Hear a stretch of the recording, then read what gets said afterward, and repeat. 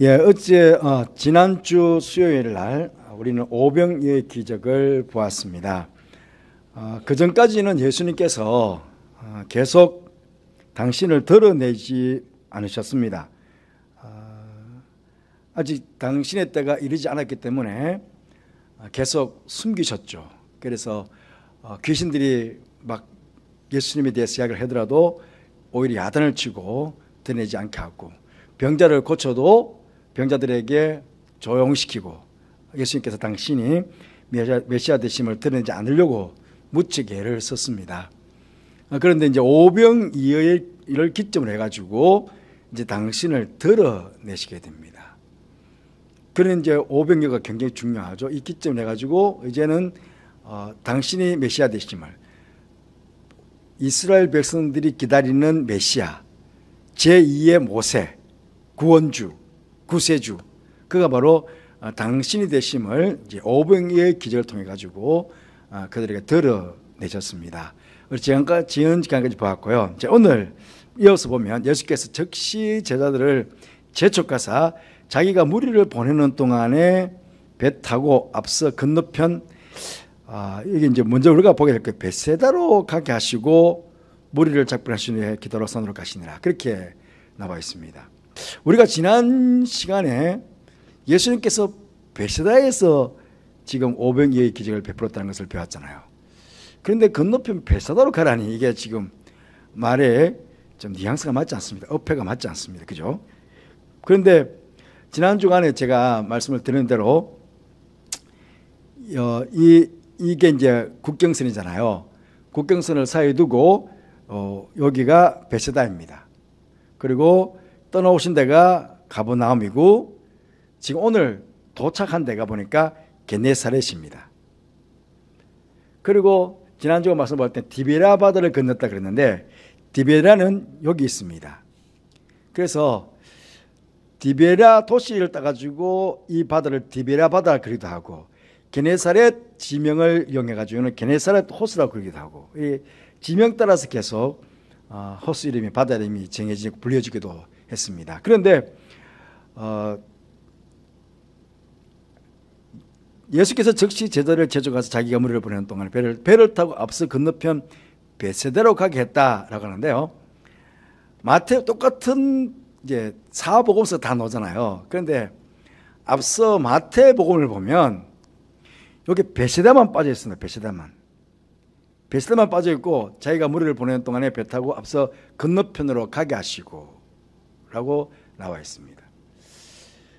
그런데 요한복음에 보면, 나중에 요한복음에 보면 배를 타고 바다 건너 가버나움으로 가는데,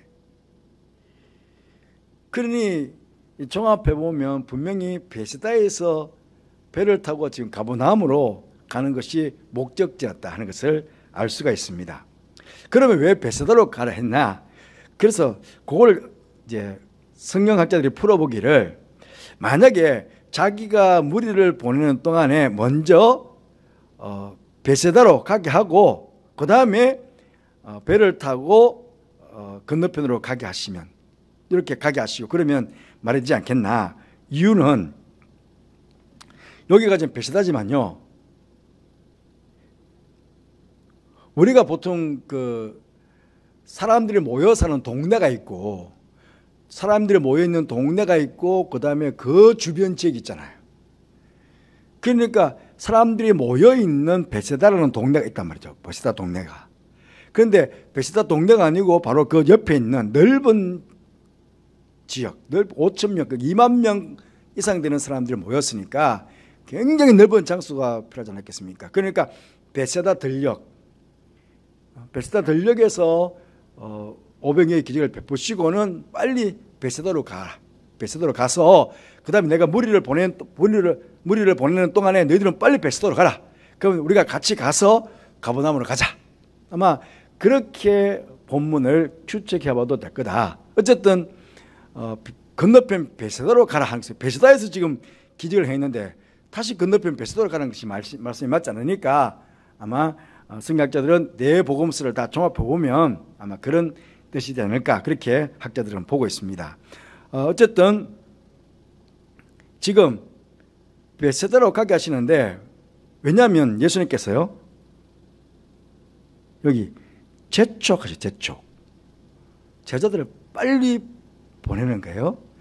그러면서 왜 무리들하고 이렇게 분리를 시키는 겁니까? 즉시 제자들은 막 재촉해서 보내는 거예요. 좀 더 500여의 기적을 베풀었던 그 장소에서, 예? 뭔가 그 기적을 좀 더 누려보고, 얼마나 그 영광스러운 일이었습니까? 얼마나 막 기적적인 일이 일어났잖아요. 그러니까 거기서 베스다에서 좀 절겨도, 그 기적을 좀 절겨도 되잖아요. 그런데 그렇지 않고 막 재촉한 거예요. 이유는 뒤에 이제 요한복음에 보면 이렇게 나옵니다. 예수께서 그들이 와서 자기를 억지로 붙들어 임금으로 삼으려는 줄 아시고 다시 혼자 산으로 떠나가시니라 그랬습니다. 그러니까 임금으로 삼으려는 거죠. 그러니까 예수님께서는 정치적인 임금, 정치적인 메시아가 되기 위해서 온 것이 아니고 그들을 영적으로 구원하시기 위해서 오신 메시아거든요. 그런데 제자들이 지금 그 같이 있잖아요. 아직 제자들이 믿음이 없어요. 믿음이 없다 보니까 이게 그 무리들 그냥 군중 심리에 그냥 같이 휩쓸려 가지고 부하 내동할 수 있잖아요. 야, 그렇지, 맞아, 우리 예수님 임금 삼으면 되겠네. 자기들은 또 제자들이니까 어깨가 조금 더 얼싸가지 않겠습니까? 우리는 제자니까 뭐. 예수님 십자가에 돌아가시기 전에도 그랬잖아요.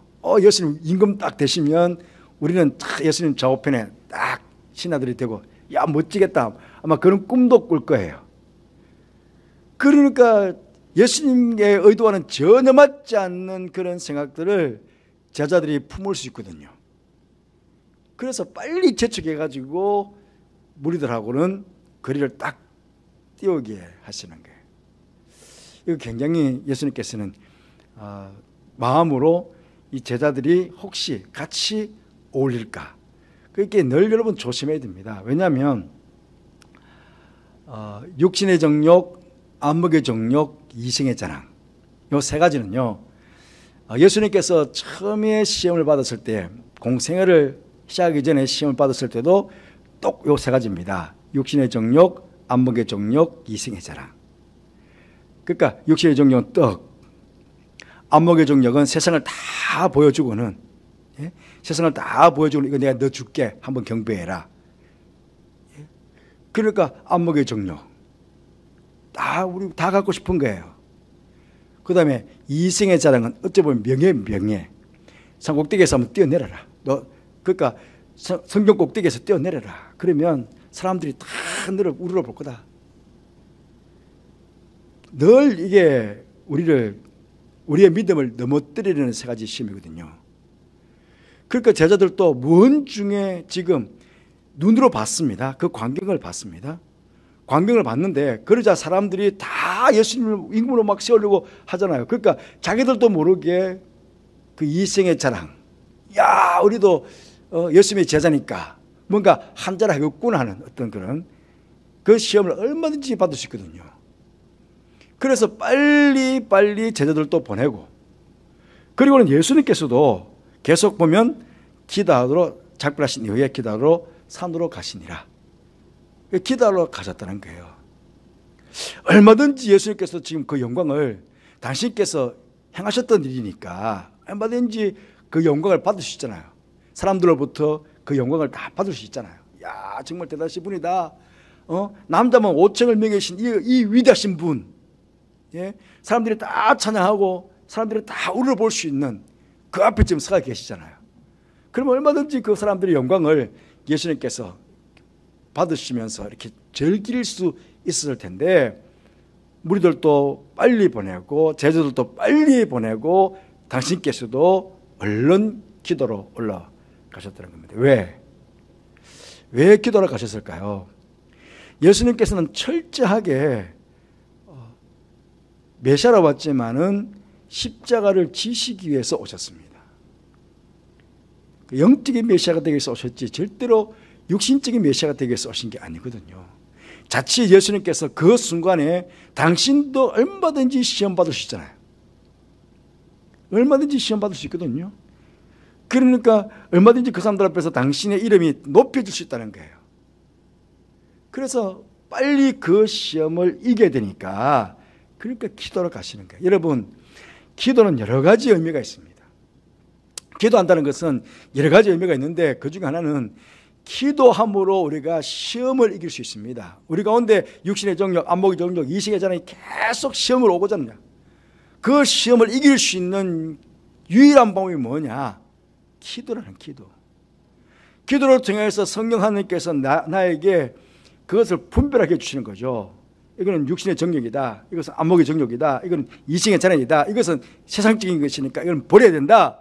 그것을 깨닫게 해주시는 거예요. 성령 하나님께서 깨닫게 해주시고 또 그 시험을 이길 수 있는 능력을 성령 하나님께서 주시는 거거든요.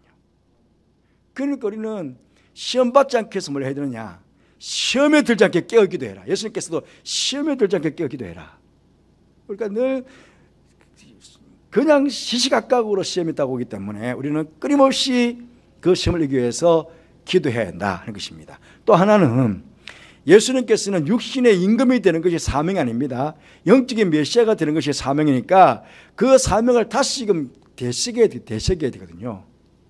당신께서 오신 진짜 목적이 뭔지를 계속, 사명이 무엇인지를 계속 되새겨야 되거든요. 우리도 마찬가지입니다. 우리가 기도하지 않으면 어떤 식으로 되냐면 자기도 모르게 자기의 생각이 나오게 됩니다. 자기의 뜻이 나오게 됩니다. 내가 이렇게 했는데 그 내가가 먼저 나오게 되는 거예요.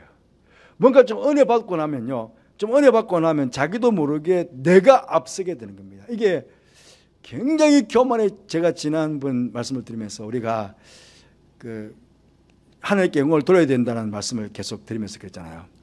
이 교만은요 정말 무서운 게 우리가 은혜를 많이 받는데 이게 받았는 게 교만이 된다는 거죠. 기도 많이 하는데 이게 교만이 되고, 예? 교회 안에서 봉사를 많이 하는데 그 봉사 자체가 교만이 된다는 거예요. 그러니까 지금 예수님께서 5,000명을 먹였으니까 이게 예수님도 당신도 모르게 자기 안에 교만으로 자랄 수 있거든요. 그러니까 이건 당신의 이름을 드러내고 당신의 생각을 먼저 앞서내고 그러면 이게 잘못될 수 있으니까, 그래서 철저하게 하나님의 뜻이 무엇인지를 다시 물어야 됩니다. 그래서 하나님께서 나에게 주신 사명이 무엇인지를 깨닫기 위해서 다시 한 번 더 기도하도록 산으로 가시는 거예요. 그래서 저도 목사하고 여기 또 항동직 분자들이 계시고 그러지만 기도하지 않고는 목사든 항동직이든 뭐 교사든 찬양대든 뭐든 이건요 잘못하면요 기도하지 않으면 내가 앞서게 되고 내 명예가 앞서게 되고 내 이름이 앞서게 되고 하다 보면 그 자체가 교회 안에 큰 시험을 줄 수 있습니다. 그러니까 철저하게 기도하면서 자신을 돌아보고 내가 왜 목사가 됐는지, 왜 내가 장로가 됐는지, 내가 왜 권사가 됐는지, 내가 왜 집사가 되었는지, 내가 왜 교사가 되고 있는지, 내가 왜 찬양대가 되고 있는지 그걸 늘 물어야 됩니다. 그럴 때 그 일 하면서도 교만하지 않고 철저하게 지금 내 앞에서 내가 해야 될 그 사명, 그 일을 쫓아서 할 수 있는 거예요. 또 주님께서 얼마나 바빴습니까? 여러분, 주의 일이 바쁘다 보면 기도를 등한해합니다. 바빠서 기도를 못해요. 그런데 바쁠수록 더 기도하셔야 돼요. 바쁠수록 기도하지 않으면 결국은 또 바쁜 일 때문에 또 자꾸 자기가 나와. 여러분, 우리가 굉장히 약합니다. 우리는 굉장히 약해요. 조금만 기도하지 않으면 그 바쁘고 분주한 가운데서도 자기가 딱 드러난다고요. 그러니까 바쁘고 분주하기 때문에 더 기도해야 된다.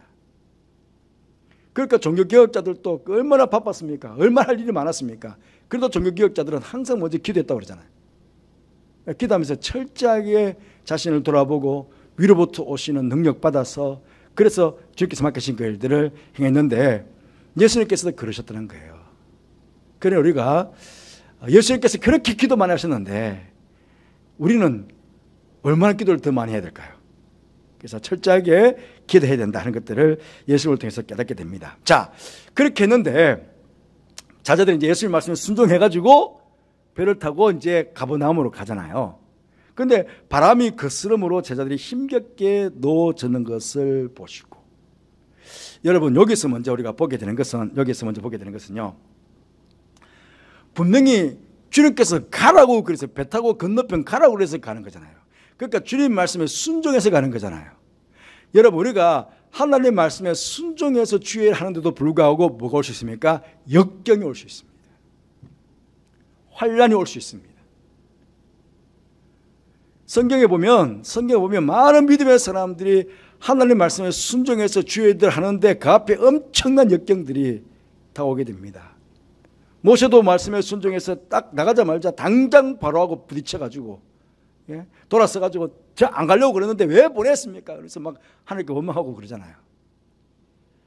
그런데 금방 우리가 주의 분명히 말씀에 순종해가지고 이게 정말 주님의 일인데 주님의 일을 한다고 하면 앞에 형통하고 일이 팍팍 열리고 닫힌문이 다 열리고 담들이 다 무너지고 그냥 시원해되고 활짝 열릴 것 같은데 그렇지 않고 역경을 만날 때가 있다는 것입니다. 파도가 밀려오듯이 그렇게 역경이 끊임없이 우리에게 다가올 수 있습니다. 그때가 중요한 거죠. 그때 믿음 없는 사람들은 뭐랍니까? 원망하고 불평합니다. 내가 말이지 말씀에 순종해서 이렇게 하는데 왜 나에게 이렇게 어려움을 주느냐, 왜 이렇게 고통을 주느냐. 이 거스르는 바람이 거스른다. 이게 굉장히 힘든 일 아닙니까? 이게 육체의 질병일 수도 있고 경제적으로 큰 문제를 당할 수도 있고 사랑하는 사람과의 어떤 이별을 할 수도 있고 우리가 여러 가지 다양한 문제로 우리에게 다가올 수 있거든요. 그때 그렇게 바람이 거스르듯이 나에게 역경이 왔을 때에 그때 우리의 신앙이 딱 드러나잖아요. 그때 원망하고 불평할 것인가, 아니면 더 하나님을 더 의지할 것인가. 그 하나님을 더 의지하면 결국은 보십시오. 노 젓는 것을 예수님께서 보고 계셔. 우리가 말씀에 순종하는데 내가 당장 내 앞에는 역경이 놓여있지만 그러나 역경에 부닥쳐 있는 나를 누가 보고 있다고요? 주님께서 보고 계신다고요. 주일 하면서 막 그냥 어쩔 수 없는 고통 속에 막 눈물이 범벅이 되고, 막 어쨌든 막 온몸이 그냥 막 녹초가 되고 그렇게 되는 걸 누가? 주님께서 보고 계신다고요. 그냥 절대로 내 혼자 내버려 두시지 않아요. 이게 이제 우리 믿음의 눈으로 봐야 될 부분이 이 부분입니다. 주일을 할 때 나 혼자 하는 것 절대로 아닙니다. 나 혼자 하는 것 같지만 그러나 주님께서 보고 계시는 거예요. 어떻게 하나? 쟤들 어떻게 하냐 한번 보자. 결국은 그 자체가 우리를 시험하시는, 그 시험은 우리를 넘어뜨리려는 시험이 아니라 우리를 더욱 굳게 하려는, 믿음을 더욱 새롭게 하려는 그런 주님의 시험일 수 있거든요. 그래서 우리는 주일 하다가 누군가에게 오해를 당하고 억울하를 당하고 어떤 고통스러운 일들을 당하고 그럴 때 나만 이렇게 아니고 주님께서 나를 보고 계실 거다. 그러면서 그 일을 더 내 혼자 하는 게 아니기 때문에 주님을 더 의지하고 더 기도하고 그렇게 그 일을 하다 보면 그러면 언젠가는 그 가운데 역사하시는 주님의 그 능력을, 그 은혜를 우리는 경험하게 되는 거예요. 그때 포기하고 그냥 돌아서 버리면 절대로 우리는 주님의 그 능력과 그 역경을 극복하고 나갈 수 있는, 그 가운데 함께 섰던 그 주님의 은혜를 우리는 경험해 볼 수 없는 거잖아요. 그런데 그 막닥쳐를 가지고 예수님을 의지하고 나아갈 때 결국은 그 가운데 역사하시는 우리는 주님을 우리는 경험하게 된다는 거죠. 어떤 모양으로든지. 이게 성도로서 살아가는 삶의 재미 아닙니까? 아무 어려움도 없이 그냥 편하게 그냥 모든 일이 막 형통하게 잘 되면요, 이것도 시험입니다. 잘 될 것 같죠? 예수님 더 잘 믿을 것 같죠? 그럼 예수님 다 믿거든요. 우리는 인류 역사를 통해가지고 우리는 다 경험하고 있지 않습니까?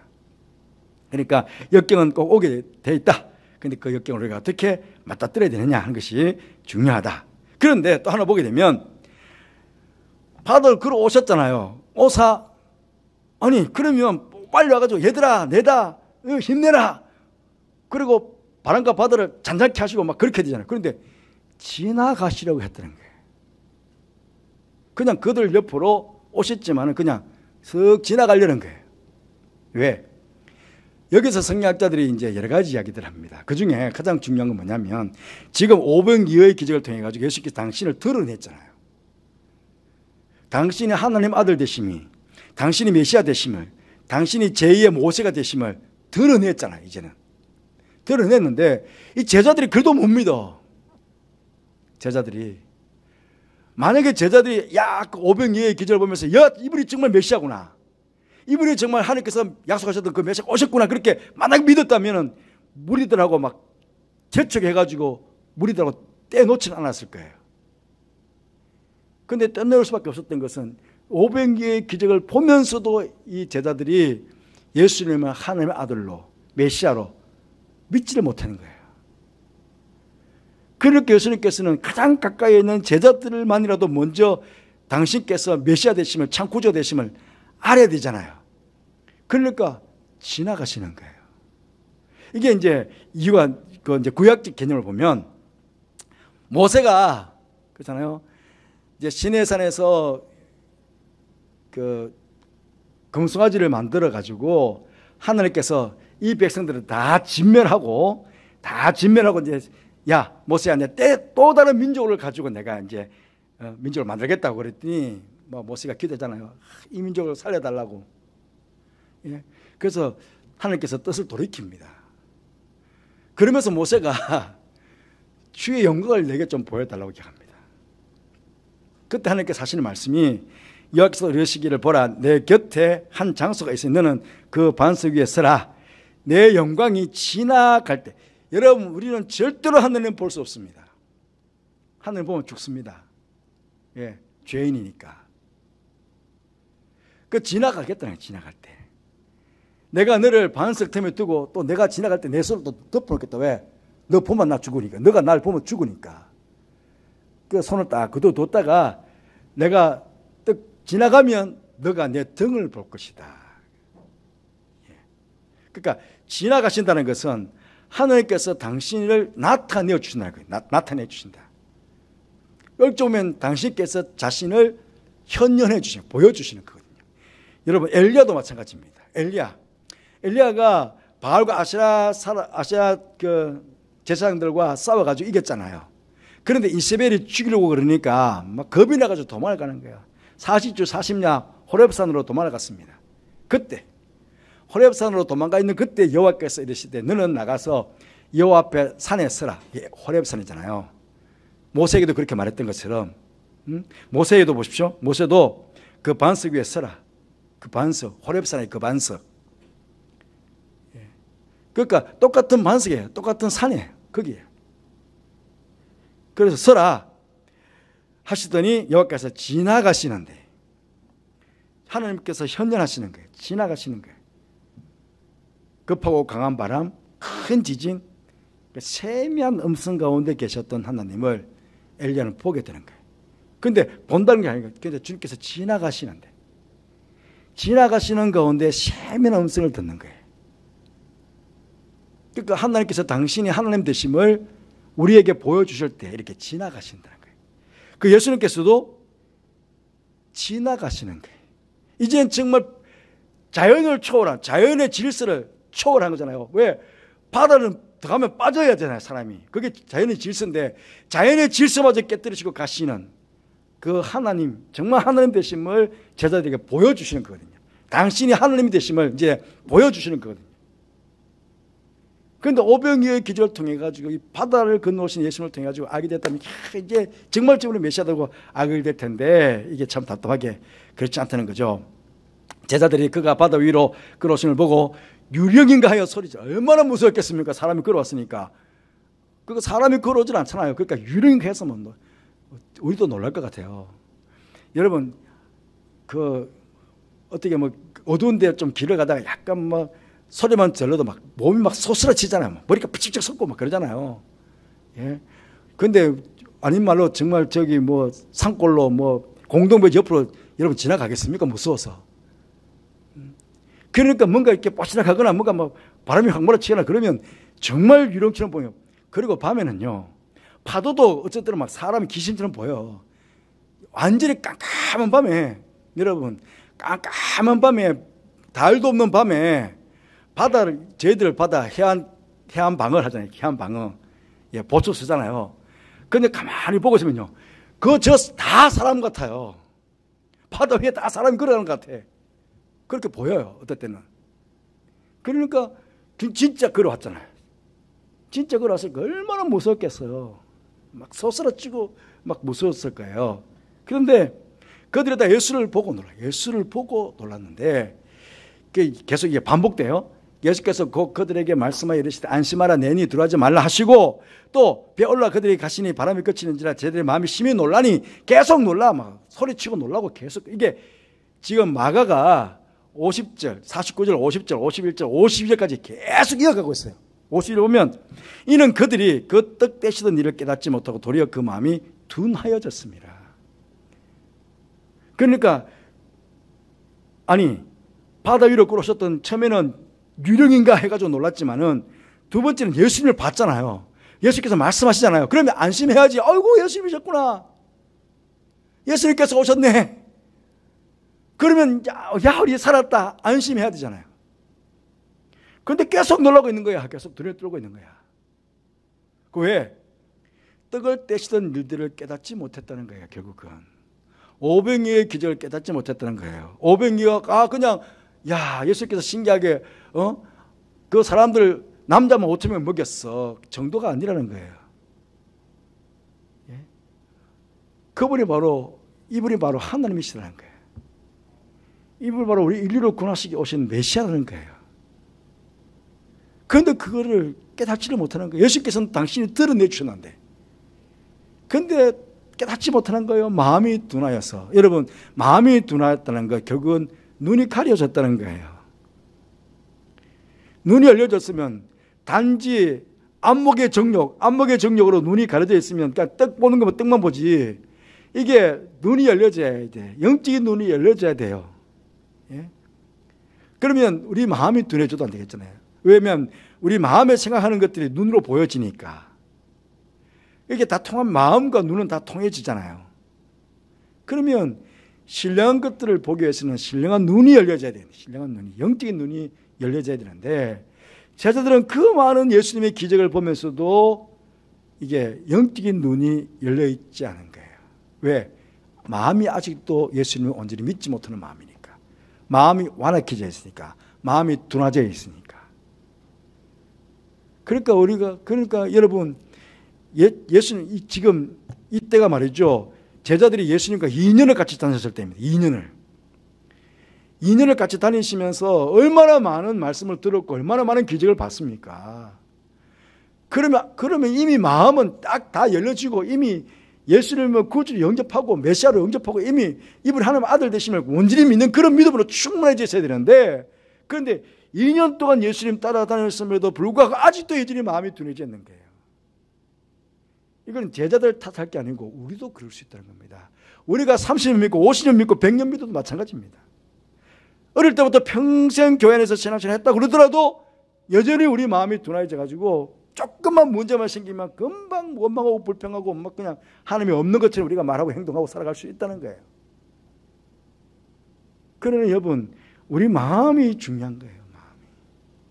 마음이 정말 예수님으로 충만해지고 마음으로 믿음이 충만해져 있어야 되는 거예요. 그럴 때 영의 눈이 열려지게 되고 그게 그 자체가 보여지게 되는 거예요. 보십시오. 로마 7장에 보시면 그런 말도 합니다. 하나님의 영광이 하나님께서 만드신 모든 만물에 분명히 보여 알게 된다고 그랬어요. 하나님의 영광이 다 보여, 세상 만물 가운데 다 보여져. 그런데 우리 마음이 둔해가지고 그 하나님의 영광대로 보지를 못하는 거예요.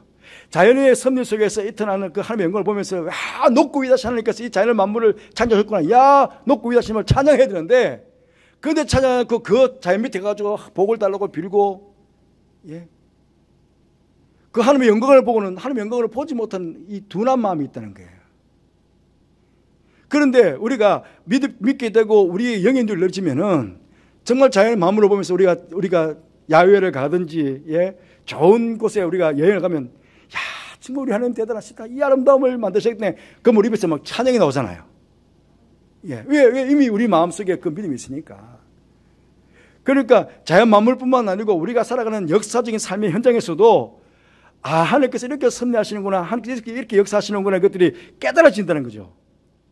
똑같은 역사적인 상황을 보면서도 똑같은 역사적인 사회적인 상황을 보면서도 그 가운데 섭리하시고 역사하시는 우리가 하나님의 그 섭리하시는 우리가 눈으로 보게 되는데 그런데 이 믿음이 없으면 결국은 육신의 정욕으로만 안목의 정욕으로만 세상의 역사를 보게 되니까 하나님의 영광을 볼 수도 없는 거예요. 안에서 섭리하시는, 지금도 여전히 살아계셔서 섭리하시는 그 하나님의 놀라우신 능력들을 우리는 한 번도 체험하고 경험하지 못하는 거예요. 그 당시 제자들이나 오늘 우리나 마찬가지죠. 그러니까 우리가 내 마음이 믿음으로 충만해져야 되고, 내 마음이 정말 예수님으로 충만해져야 되고, 내가 예수님을 온전히 믿어야만이, 그래야 내 영의 눈이 열려지게 되고, 영의 귀가 열려지게 되고, 그 하나님 말씀도 듣고 하나님의 그 역사심을 우리 눈으로 보고 감사할 수 있는 거예요. 그런데 건너간 가버나움으로 가려고 그랬는데 어쨌든 막 바람이 막 거슬려 가지고 옆에 게네사렛, 가버나움 옆에가 게네사렛입니다. 어쨌든 가버나움이든 게네사렛이든 상관이 없습니다. 도착했습니다. 내린데 보십시오. 사람들은 예수인 줄 알고 막 난리가 난 거예요. 그래서 온 지방으로 달려 돌아다니며 이 수많은 사람들이요, 예수님을 알아본 사람들은 무조건 달려가는 거예요. 예수님 왔대, 예수님 왔대. 그러면 막 쫓아가는 거, 어디에 병자들 찾아다니는 거예요. 예수님이 필요한 사람들을 막 찾아다니는 거예요. 계시다는 말을 듣는 대로 병자들을 막 침상째로 들고 오는 거예요. 그래서 게네사렛 땅에서는 수많은 사람 병자가 고침받았다고 그랬어요. 예수님이 가는 도시마다 동네마다 다 고침받았다고 그랬어요. 그렇게 많은 사람들이 고침받은 이유가 무엇입니까? 누군가가 이렇게 달려 돌아다니며 수고한 사람이 있었다는 거예요. 예수님을 알아보고 누군가는 막 달려다니면서 예수님 왔다, 예수님 계신다, 빨리 가자, 막 그래서 이곳 저곳 다니면서 예수님께로 데려오는 사람이 있었다는 거예요. 이게 오늘 우리가 해야 될 일 아니겠습니까? 예수님을 알고 있는 사람들이 다 우리 아닙니까?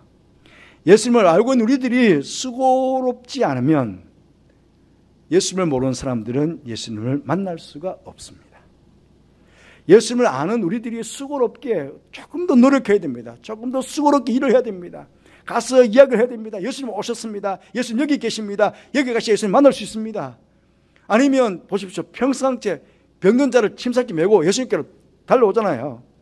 그러니까 어쨌든 모시고 교회로 오고 모시고 예수님 만날 수 있는 기회를 자꾸 누군가는 마련해 줘야 된다는 거죠. 그런 수고로움이 이 시대에 필요하다. 그런데 지금 이 시대에 우리는 예수님을 자랑하지 못하고 있습니다. 많은 교회와 많은 성도들이 사실은 지금 예수님을 자랑하지 못하고 있습니다. 예수님 앞으로 가면 인생의 문제가 해결되는 걸 알면서도 사실은 예수님 앞으로 우리는 많은 사람들을 데려오지 못하고 있습니다. 이게 참 안타까운 일입니다. 최소한 20년 전만 해도 한국교회는 예수님께로 많은 사람들을 데리고 왔습니다. 많은 분들이 수고해서 전도대가 되어가지고 나가서 복음을 전하고 예수께로 많은 분들이 인도해 왔습니다. 그런데 어느 순간인가 지금 한국교회는 전도가 예수님에 대해 알고 있는 수많은 성도들이 지금 그 수고로움을 포기하고 있습니다. 이게 문제입니다. 그런데 예수를 알고 있는 우리들이 다시금 이제는 나아가야 됩니다. 우리가 수고하지 않으면, 우리가 수고롭게 달려 돌아다니면서 예수님을 증거하지 않으면 이제는 예수님을 만날 수가 없습니다. 그런 수고로움이 오늘 우리 가운데, 우리 교회 가운데, 한국 교회 가운데 있어지도록 우리는 기도하는 그런 시간들이 되어야 되겠습니다. 오늘 함께 기도하십시다. 예수님처럼 언제나 맡겨진 일에 최선을 다하며 기도하게 하소서. 부지런히 당신께서 일하셨습니다. 일하는 가운데도 빠지지 않고 늘 기도하셨습니다. 우리도 맡겨진 일에 항준 직분자로서 어떻든 주어진 일에 최선을 다하고 일하면서도 기도 빠뜨리지 말자. 기도하는 기도의 사람이 되자. 기도하시면 좋겠습니다. 파도처럼 역경이 밀려오더라도 온전히 주님 믿고 따르는 성도들이 되게 해주시기를 주님 보고 있다는 거죠. 주님 보고 있기 때문에 엄하고 불평하지 않고 주님 더 의지하고 온전히 믿고 그렇게 나아가게 된다면 분명히 그 가운데 역사하시는 주님의 능력을 보게 될 것입니다. 우리 그렇게 기도하십시다. 또 예수 교회의 참 구원주가 되심을 부지런히 정하는 달려 돌아다니면서 복음을 전했던 그 게네사렛 동네 사람들처럼 우리도 그렇게 복음을 전하는 성도들이 되십시다. 그럼 내일부터 이제 마지막 정규 부수리가 남았습니다. 정규 부수리를 위해서도 함께 기도해 주시기 바랍니다. 세상 흔들리고 사랑하는 편에도 찬한 이후에 우리 결단하며 기도하겠습니다.